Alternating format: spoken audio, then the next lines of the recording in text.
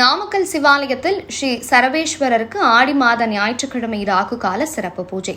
நாமக்கல் மாவட்டம் மோகனூர் காவிரிக்கரை மீது உள்ள அருள்மிகு அசல தீபேஸ்வரர் சிவாலயத்தில் ஆடி மாத ஞாயிற்றுக்கிழமை முன்னிட்டு இங்கு தனி சன்னதியில் உள்ள ஸ்ரீ சரபேஸ்வரருக்கு மாலை 4:30 மணியிலிருந்து 6 மணி வரை உள்ள ராகு கால நேரத்தில் ஸ்ரீ சரபேஸ்வரருக்கு பஞ்சாமிர்தம், தேன், பால், தயிர், இளநீர், திருமஞ்சனம், மஞ்சள், சந்தனம், விபூதி என பல வகையான வாசனை திரவியங்களை கொண்டு சிறப்பு அபிஷேகமும் பின்னர் சிறப்பு அலங்காரம் செய்யப்பட்டு மகாதீபம் காண்பிக்கப்பட்டது.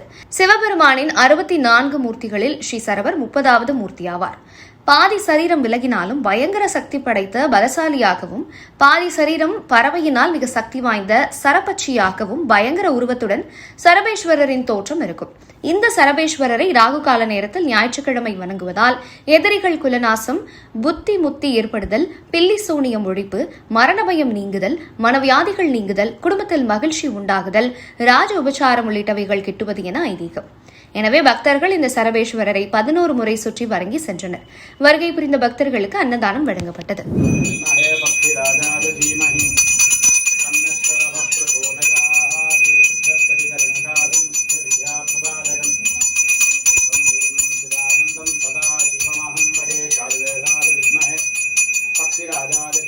தன்னோ பிரச்சோதயாத்.